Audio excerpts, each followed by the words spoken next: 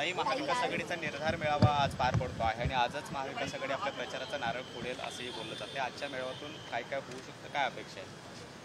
आजचा सर्वपक्षीय महाविकास आघाडीचा मेळावा आहे। त्याच्यामध्ये सर्व पक्षाचे वरिष्ठ नेते हे हजर असणार आहेत। त्याचबरोबर प्रत्येक पक्षातले सगळे पदाधिकारी हे असणार आहेत। कारण सेनापती किती असले तरी त्याच्या मागे लढणारी फौज ही प्रत्येक पक्षाची अशी मजबूत आहे आणि एका निर्धाराने आम्ही उतरतो आहोत।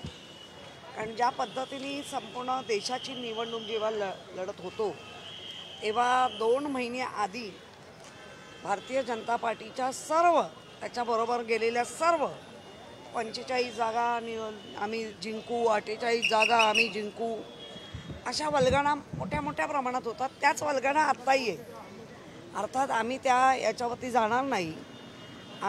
आमची नाळ लोकांशी कशी निगडीत आहे या गोष्टीवर आम्ही जाणार आणि जी कामं केली आहेत, कामं होणार आहेत किंवा होतील किंवा पुढचे दिवस कसे असतील, जनतेसाठी गेलेले उद्योगधंदे कसे परत आणले जाते, या सगळ्याचा विचार ह्या निवडणूक होणार आहे।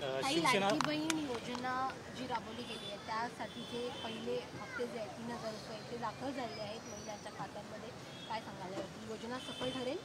नाही, मी ते काय सफल ठरतील ते मला नाही माहिती, परंतु बाकीच्या योजना थांबवल्या आहेत। रस्त्यावरती खड्डे अजूनही दिसत आहेत।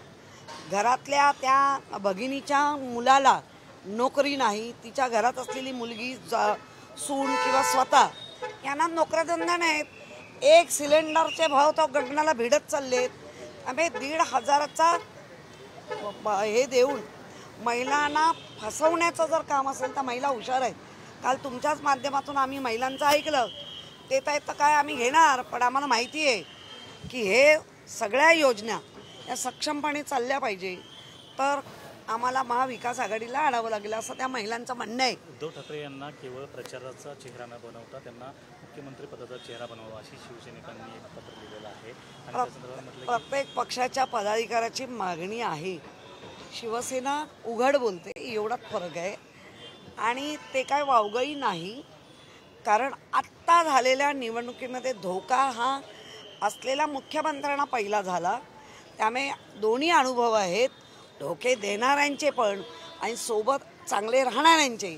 त्यामुळे पुढचा मुख्यमंत्री हे धोके आणि बोके यांना पचवून जो बसेल तो चांगला मुख्यमंत्री बसेल, उद्धवजींसारखा, अशी आमची धारणा आहे। त्यामुळे ओके। प्रकाश आंबेडकरांना आपल्यासोबत युती केली होती, काही दिवस युतीमध्ये होते आणि आता ते म्हणत आहेत की खरी शिवसेना ही एकनाथ शिंदेची आहे, खरी शिवसेना ही उद्धव ठाकरेंची नाही, असं तर ते स्पष्टपणे। मला वाटतं आंबेडकर सरांबद्दल मी बोलणार नाही, कारण जे संविधान आहे ते त्यांच्या आजोबांचं संविधान आहे।